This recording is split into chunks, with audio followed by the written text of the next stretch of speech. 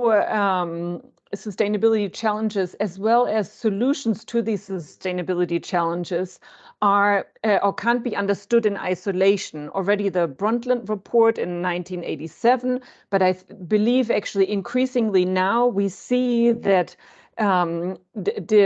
looking at problems from isolation doesn't allow us to completely to find the solutions that we actually need. So sustainability challenges such as climate change and biodiversity loss, the scarcity of resources, increasing inequality across the world, but also within regions, aging populations, migrating populations, urbanizing populations are all examples of sustainability challenges that can't be seen in isolation, and where also our disciplinary knowledge meets its limits. And so these types of challenges are not only are we limited by our disciplines, but actually we need to recognize that there's interrelationships between regions, between sectors, between these different themes, actually, also spatially, but also temporally. So we see impacts now from the past, and we are affecting the future as well. So these interrelationships actually mean that we need to go further than what we have done so far. And like I said before, our disciplines are reaching limits that we need to go beyond. And inter and transdisciplinarity are ways to actually address the interrelationships and the limits that we see from in our disciplines. So with this conference theme of bridging sciences and societies for sustainability transformations, we hope to make a clear step forward in how inter and transdisciplinarity can actually help us solve sustainability challenges. So the aim of the conference is then really also going further than just discussing it. We want to help operationalize inter and transdisciplinarity also for the ESG community. So contributing to the ESG 2018 science plan and community. So helping to define at the end of the conference, well, how can inter and transdisciplinarity really contribute to making steps forward? And how we do that in practice, that's actually for Sander to explain in the next part. So I hand over to Sander. Thank you very much, Birka. So my name is Sander. I'm a researcher, assistant professor also at Radboud University, specializing in the role of transnational actors in governance, especially in climate change and in biodiversity governance. And it's an honor to help organize this conference together with Birka, Ingrid, and the IPO. And as Birka explained, like the theme of the conference is bridging. It's bridging interdisciplinary and transdisciplinary, so between and across disciplines and even sectors. So in this brief presentation, I would like to talk you through our basically how to submit and what to submit to the 2023 Radboud Conference. And the reason why we do it is, of course, it's helpful for you to understand the steps and where to go to and where to submit. But compared to previous years, we have also changed some things in order to make sure that we can more effectively bridge between disciplines and across disciplines. Maybe we can get the next slide. So the next slide, please. Yeah. Hi, sorry, Sander, I'm having some technical issues, but I think it's come up now. No worries. Next slide, please. Yeah. So for those who have been at Earth System Governance conferences, you might be familiar with the conference thematic streams. So the themes around which our conference will be structured. They come from our science and implementation plan, which was published in 2018, and I will share a link with you later so you can read up in greater detail about the different streams that are based on the research lenses that we apply to Earth system governance. So the first is on architecture and agency in Earth system governance, which could be about, for instance, decision-making, interest in decision-making, and different actors, institutions and practices that shape decisions at all levels of governance, and questions of fragmentation, institutional interplay, and complexity, to name just a few examples. Then we have a stream on democracy and power, and this is based on long-standing work on accountability and legitimacy, also interests in decision-making, deliberative processes, and citizens' concerns, and yeah, how institutions become authoritative, and the question of power and transparency. So I'm sure a lot of you will be working on these topics. Then we have a stream on justice and allocation, where we discuss questions of, for instance, intergenerational, international, distributive, and planetary justice, fairness and equity, allocation. Think of also north-south imbalances, and also different ethical worldviews and solidarity. Then we have a stream on anticipation and imagination, which is partly about understanding or gauging future risks and harms, understanding the possible futures. So it also would include scenario building, integrated assessments, and also understanding new ideas and cultural and collective experimentation. Then we have a stream on adaptiveness, and adaptiveness could be seen as an umbrella term for questions related to vulnerability, robustness, resilience, adaptation to environmental change, adaptive capacity, and also social learning and reflexivity. This is also definitely about critically scrutinizing values and practices in global environmental change.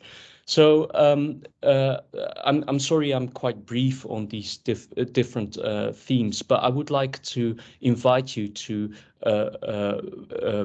visit the website of the Earth System Governance Project and look up the Science and Implementation Plan. Next slide, please. Which you can also find by following this QR code. And there you can read in greater detail what these research lenses and thematic streams are about. But I would like to spend a bit more time on our sixth conference stream, which is on inter and transdisciplinarity for sustainability transformation. So this is really the stream that we add to previous conferences that reflects the theme of our conference, where we try to bridge between different sciences and disciplines. So we specifically under this stream invite papers and panels that present inter and transdisciplinary problem-driven research on sustainability transformations. So to give you an example, at the moment, there's negotiations going on about plastics and oceans treaty. How should that look like? Is that a problem that needs global governance, and how should it look like? And what are the different insights that we need from different disciplines? Who should we involve? So that is kind of a problem-driven type of theme that could be featured under this special stream, for which we ask your paper proposals as well as panel proposals. And the fields of sustainability, of course, are very wide-ranging: water, energy, biodiversity, climate change, you name it. You can be very creative about what problem-driven theme you would like to explore. Next slide, please. I will tell a bit more later also about the possibility to hand in panel proposals, and also innovative panel proposals. But let me just mention that, and this rings quite familiar, of course, for those who have been at the earlier Earth System Governance Conference. You can submit paper abstracts up to 400 words. They should be, of course, relevant to one of more of our 6 conference streams. As with every Earth System Governance panel, your abstracts will be reviewed multiple times in a double-blind peer review process. For those who are with a very keen eye and knowing what happened in previous years, here we aim at 3 to 4 reviews per abstract, whereas in the past it has been 5 reviews per abstract. The reason why we do this is that we have a slightly different procedure with panel proposals this year, which also needs some more review capacity. So we encourage you to not only submit paper proposals, but also proposals for full panels. And this has always been the case with Earth System Governance conferences. However, what is new this year is that we will review panels in their entirety. And successful panels will be fully featured in the conference program. And this is certainly a difference from previous editions of the Earth System Governance Conference, where ultimately papers that didn't make the individual papers within panel proposals that didn't make the review would be scrapped, and panels would be kind of rejigged, and papers would be added to proposed panels. But this year we will try to keep panels together in their entirety. This means that we will also divert the capacity, review capacity, to review panel in full. So panel proposals should include a 300-word, max 300-word description, and include 4 abstracts. This is also new. We limit the number of panel presentations per session to 4 papers.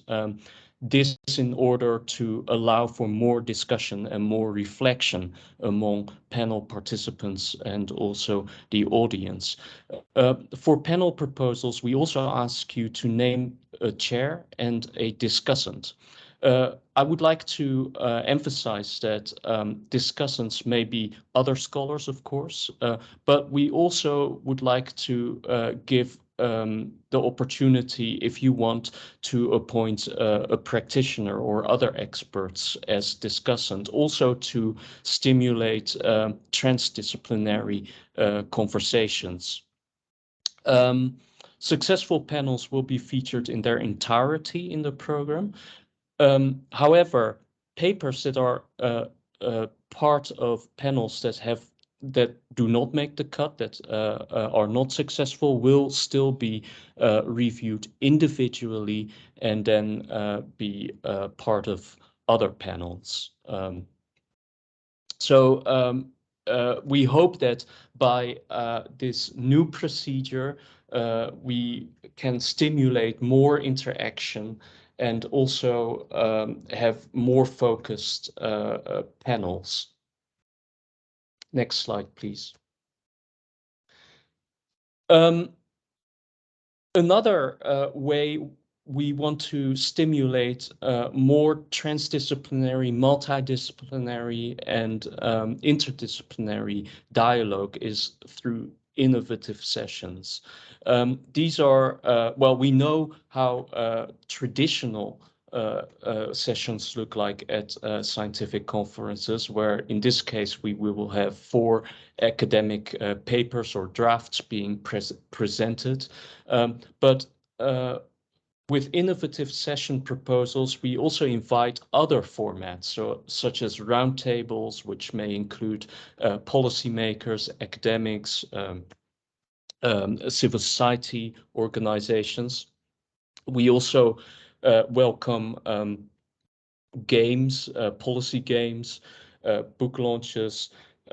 We will also feature outdoor activities or art exhibits, so you can be extremely creative about these innovative sessions, which will be, correct me if I'm wrong, Jane, 90 minutes. Yeah, that's correct. Yeah, thank you. I think one thing to point out with the innovative sessions, that this is also an opportunity to highlight sustainability transformations, the implications of for instance, geopolitical context or the values that underpin sustainability transformations. And it is also possible to design these sessions in a way to reflect on transdisciplinarity. So you could think of, for instance, sessions with science funders and research institutions to discuss how they can further support transdisciplinary research, but maybe also to reflect on the limits to transdisciplinarity. Next, yeah, thank you. So you will find the call for papers as well as the link to the submission website on the website of the Earth System Governance Project, on our conference website. I have also included a QR code that you can just follow, and yeah. Next slide, please. I think, yeah, it was mentioned earlier as well, like we have themed this conference as, you know, bridging sciences and societies, which is a very broad, you know, which allows a broad interpretation. And we also want to kind of bridge, for instance, as with earlier Earth System Governance Conference, between more established and early career researchers. So there will be an early career program on the 22nd and the 23rd of October. Moreover, we want to put an extra effort in bringing on board South-based South-based colleagues, and at the moment we're trying to secure travel support for global South-based scholars. We will release more information about what the conditions will be and who might apply for travel support. So we really try to also redress some imbalances that we see in participation at Earth System governance conferences. Next slide, please. So more details on the abstract submission and frequently asked questions you can also find on our website. Next slide, please. And you can mail us if you have more questions. But of course, importantly, that's why we have this meeting. We would also like to open the floor for a Q&A now, unless Birka or Jane, you have more to add. Nothing to add from my side. Thanks, Sander.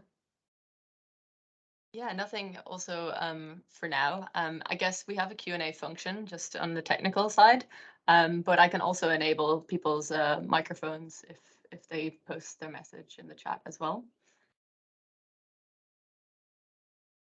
And while we're waiting, I'll share just some of the deadlines as well.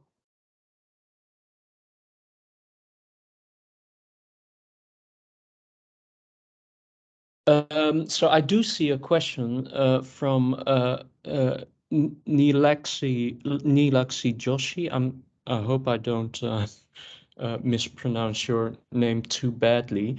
And the question is, I am planning an innovative session with some colleagues, and two questions in this regard. Is it possible to propose a hybrid session? And do we have to submit the names of all the participants, or could we indicate potential participants? So maybe to start with the first question, we intend to make almost all of the conference hybrid. So all sessions will be a mix of well, you know, there will be the opportunity to also take part online. The only exception being the plenary panels and maybe the semi-plenary panels, where we won't like we aim to have speakers in person there. Although we might also work with Twitter or whatever, or Mastodon, to allow for some interaction, of course. But otherwise, the whole conference, including the innovative session, can be hybrid. Of course, it also depends a bit on you know, the format you envisage. Anyone wants to take the other question? Yeah, I can take the second question. The second question is, do we have to submit the names of all participants, or could we indicate potential participants? We would like to see already the very far developed proposals, just to make sure that they will actually also happen, right? However, I believe there is a bit of flexibility that if not all participants are confirmed, we are still open to review those options. But I think it's important to, you know, to make sure that actually it will happen. So the more defined it is, the more confirmations you have, the better the chances are for going through the review and for having a successful contribution to the conference. So I would stimulate as much as possible to have the people confirmed, with one or two maybe open. That's still fine. And to add to that, also how it usually works is that just maybe 2 to 3 months before the conference, all innovative session conveners will be contacted by the team and to make the final program of your confirmed list of speakers and to present it well.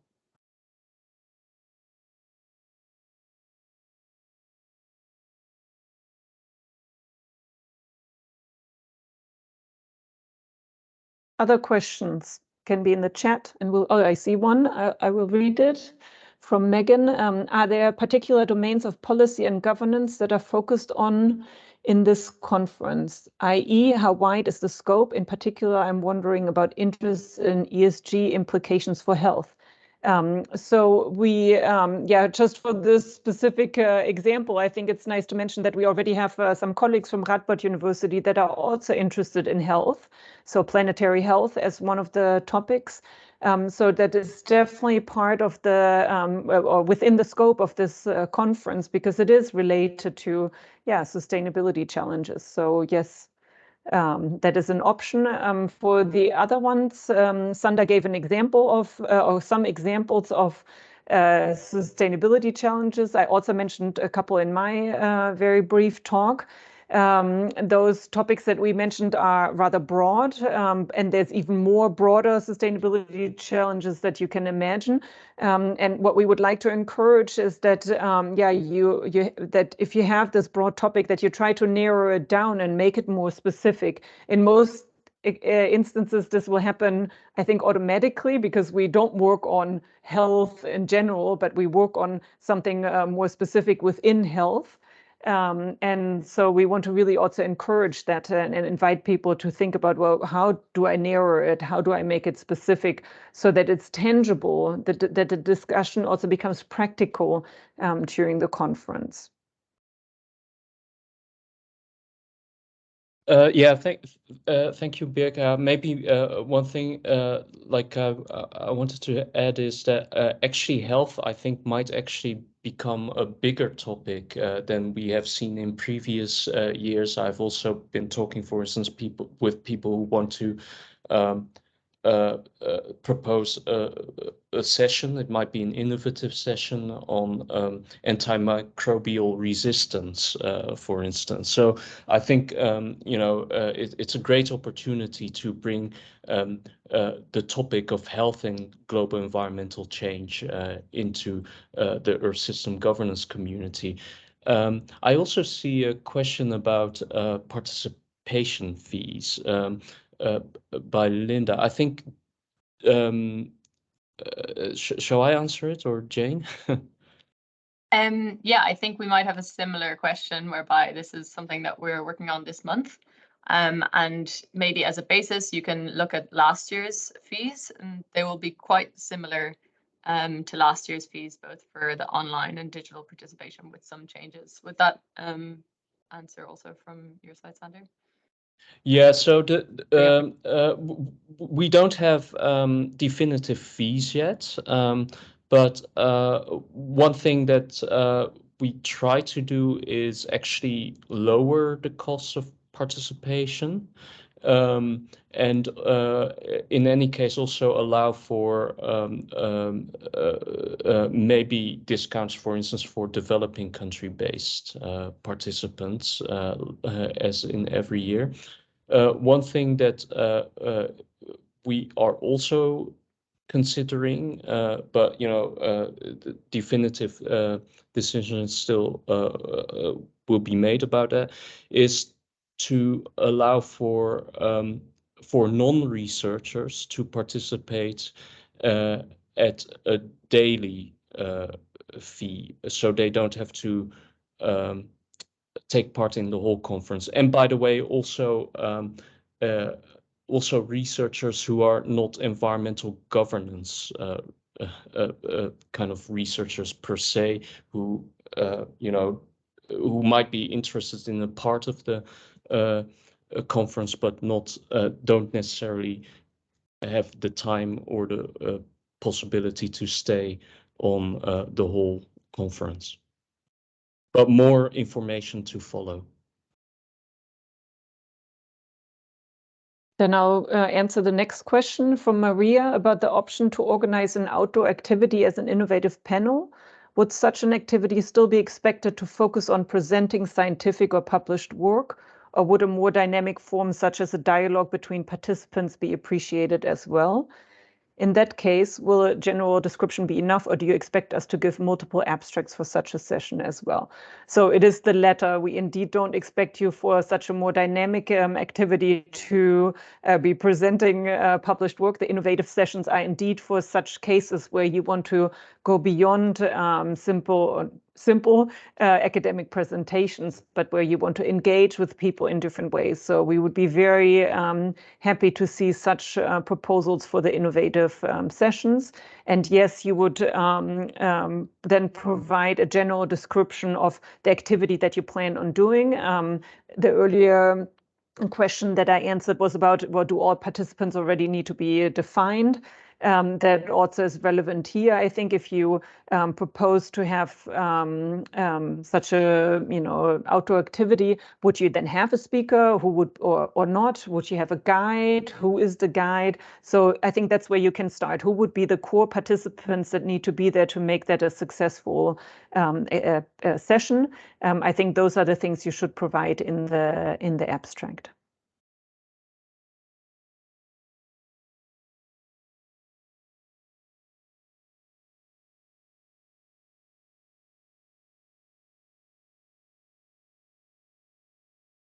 So are there any more questions?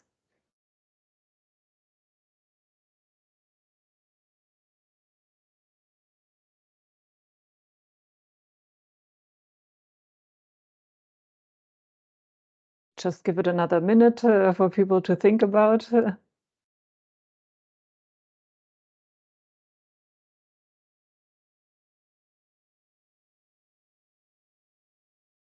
To fill in some space also, I'd like to emphasize that thanks to everyone that gave feedback from the Toronto conference. We're kind of working now to implement the kind of needs and gaps from the last conference. One of these was the opportunity for lots of informal networking. So this is, of course, going to be a really important part of the conference this year, and your whole experience and time in Nijmegen in the Netherlands. So aside from, of course, all the programmatic details, we'll try to incorporate a lot of time in the program for informal networking this year as well.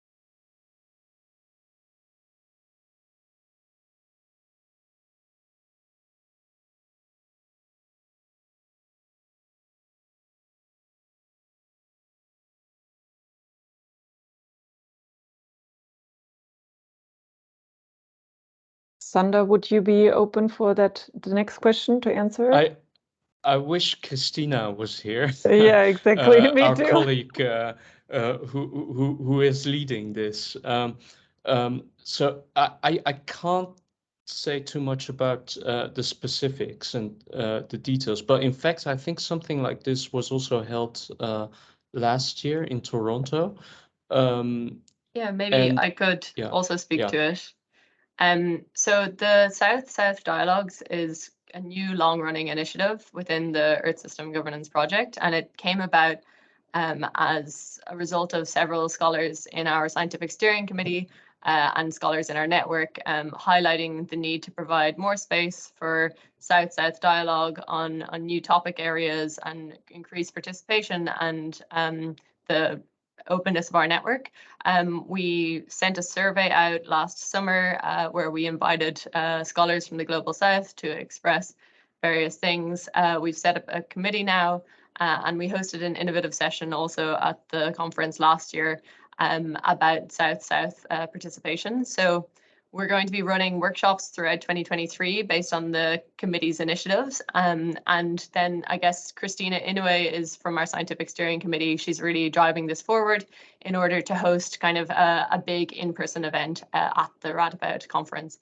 And that's a one-day event before the conference, in particularly at Global South Scholars, to provide an interesting space where the needs of people who have already kind of expressed it through various means and on our committee, and they will arrange the activities. But we haven't actually decided these specific activities yet. But it's just a way to create a different type of dialogue in this particular day.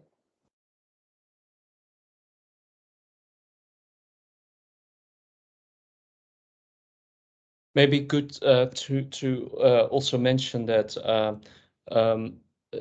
I think a general concern with not only Earth system governance as a network, but I think a lot of environmental change networks, um, there's like this strong overrepresentation of global north-based researchers and a strong underrepresentation of people based in the global south, and that is something that we really take to heart. That is why we will also partner up with co-hosts also in the global south, and also to try. We're acquiring funding at the moment to allow more to support more South-based researchers to visit the conference. This we will also hopefully announce soon.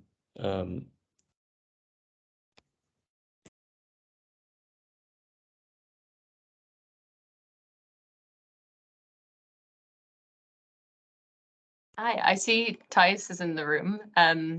I don't want to put you on the spot, Thijs, but would you be interested in introducing yourself on behalf of the Early Career Committee?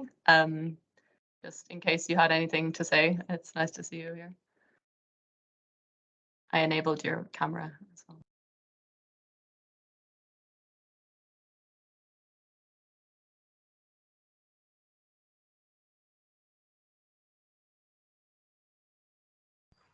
Maybe that doesn't work. Yeah, hello everybody. So good morning from Brazil. I'm Thais Ribeiro from the Brazilian University of Brasilia, Brazilian capital city. And I'm also part of the Early Career Committee. So we are preparing great activities regarding the South-South dialogues and the Early Career dialogue. So I hope you are all thrilled to be part of this conference. And we are thinking about like the dream program for our activities. So if you have any inputs, any idea, please share with us. What would you like to see and be part of in the conference? And I really hope to meet you all there. I'm very thrilled with all these activities and trying to plan all the best that we can for you. So please submit abstracts and all your ideas and try to be part of our activities. Thank you. Thanks for the spontaneous.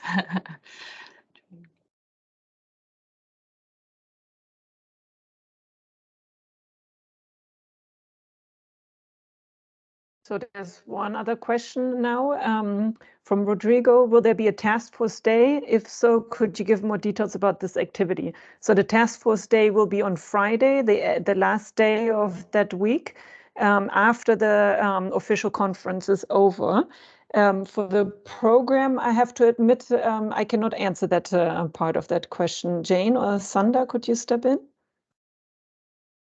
Yeah, as tradition, each year, this year the 27th, all task forces and working groups will be contacted in order to provide a slot for their meeting. This meeting could be 90 minutes or it can take up 2 90-minute slots as well.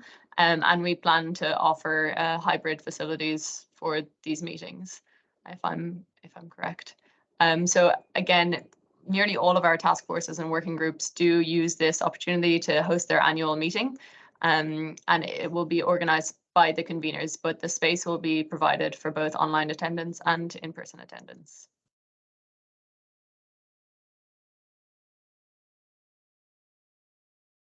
Thanks, Rodrigo.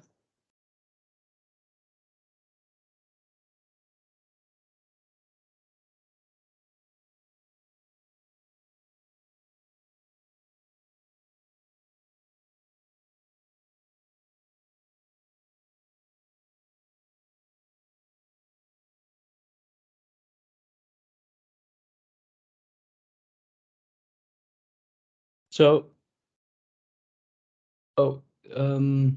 okay. Is there any other question? Because if not, or if you have a question later on, it's we really encourage you to just get in touch with us.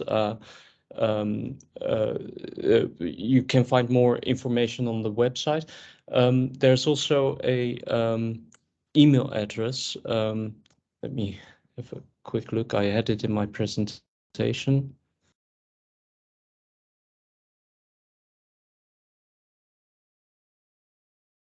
Which is rc2023@earthsystemgovernance.org.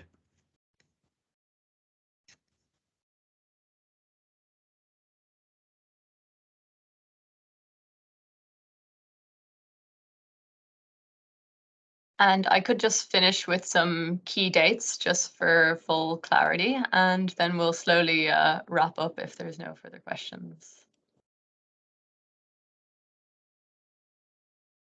Again, these are our key submission deadlines. You can notice that the innovative sessions have 2 weeks more.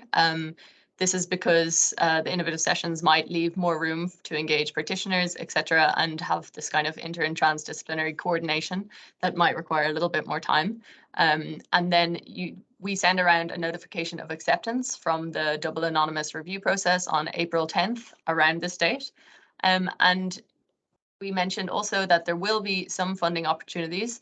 It is at this date also that you will be able to officially apply for funding if you have an accepted abstract, panel, or innovative session. But the funding will be allocated to scholars who have taken part in the full review process only. And then the program days can also be listed there below. So we would be really excited to have all of you in this call. Maybe one thing to note, Jane, if I may. So as you can see, the deadline for abstracts and panel proposals is already February the 15th. And I think what is important to note is that this is a hard deadline. We won't have a 1 or 2 week extension as we had in the past. And the reason is that we want to make sure that we meet all these deadlines in order to, for instance, also allow timely visa applications for participants based in the Global South.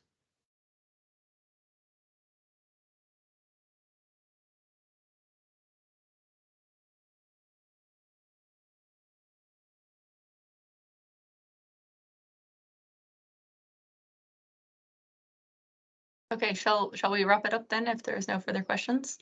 Thank you so much, Berka and Sander, for bringing us through the themes and how this conference will be unique. I really think it's an excellent vision coming from the organizing team, and I'm really excited for this year's edition of the conference. And as we said, we're completely open to questions via the conference email address, and we'll be also to introduce my colleague Vera. Vera will be looking after a lot of the review process, so you'll be speaking to her via the IPO inbox anyway. And then also the RADBED team will be on the ORC 2023 inbox. So we're an open office for questions. Okay. Thanks everyone, and thanks Jane and Vera for organizing the meeting today. And yeah, we are really excited. We look forward to your submissions and to meeting hopefully many of you in actually in Nijmegen and some of you online. So good luck submitting your preparing and submitting your ideas, and do let us know if there are any other questions remaining. So with that, bye-bye. Goodbye.